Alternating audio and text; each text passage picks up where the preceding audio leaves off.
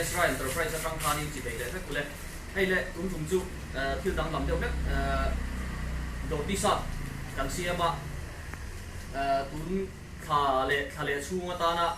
min dor bi ta tan cheng singa ni ti mo cheng singa min dor bi ta tan pi sa ki kan lo ke zel don cheu ni kan dor ti sa thi nal khop maya min prin sak tu te hi fugi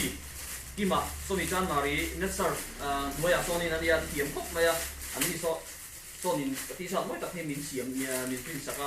chuan kan ti sa hi adum le varin kan ti ni cheng singa min dor thing a pia ti sa an ma ni size en ma ni du kala rong customer te kan pe zelang adum le vara auma chuan hei hi adum mani ta ni una var ti kan lo phong lenga avara hianin design dang ania adum apo ranin mani size angkha